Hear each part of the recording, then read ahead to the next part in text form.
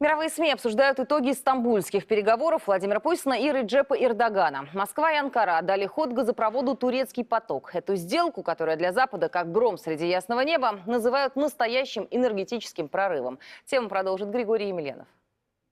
Реакция иностранной печати на российско-турецкие переговоры, точнее на прорывной договор между Москвой и Анкарой, оказалась в точности такой, какой должна была быть. Полная неожиданность и, как следствие, двойственность. С одной стороны, прорыв нельзя не признать вообще. Слова «соглашение сюрприз», «важнейший энергетический проект», «энтузиазм» и «подъем рынков» прозвучали, причем с первых полос. С другой стороны, западная пресса традиционно не жалует нашу страну позитивными комментариями, и журналисты ищут в происходящем подводные камни. Президент России Владимир Путин обернул в свою пользу рутинную встречу в Стамбуле, чтобы ускорить примирение Кремля с Турцией, в том числе оживив проект газопровода.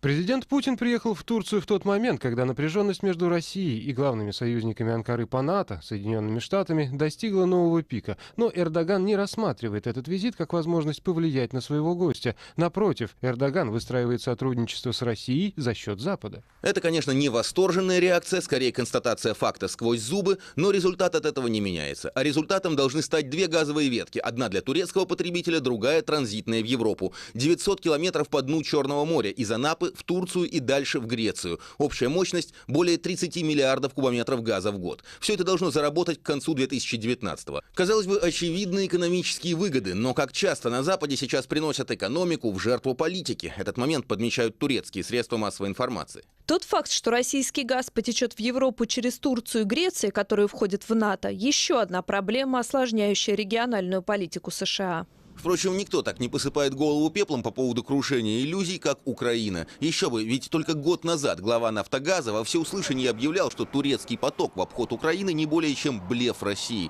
Тогда многие повторяли эти слова. Сейчас же киевская пресса прямо пишет: Москва и Анкара договорились о неприятных для Украины вещах. Впрочем, те, кто не судит политику и экономику по принципу «приятно-неприятно», а анализирует причинно-следственные связи, склонны считать, что Запад сам подтолкнул Россию и Турцию к сближению, безуспешно попытавшись сделать из них изгоев.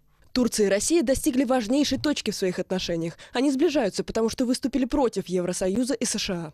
Между странами начался процесс заживления. Они оставляют позади горькие воспоминания последних 10 месяцев. Благодаря этому слиянию Турция также посылает сигнал Западу, показывая, что все еще может идти своим собственным путем. Причем российско-турецкое потепление касается не только газопровода. После фактически нулевых отношений восстанавливаются совместные проекты. Путин и Эрдоган обсуждали торговлю, туризм, оборонные проекты, сотрудничество по Сирии, возможные скидки на газ для Турции и для нее же частичное снятие продовольственного эмбарго. И еще одной хорошей новостью стало заявление российского президента на Всемирном энергетическом конгрессе о том, что Россия готова присоединиться к решению ОПЕК ограничить добычу нефти. Эти слова экспортеры энергоносителей встретили однозначно с энтузиазмом.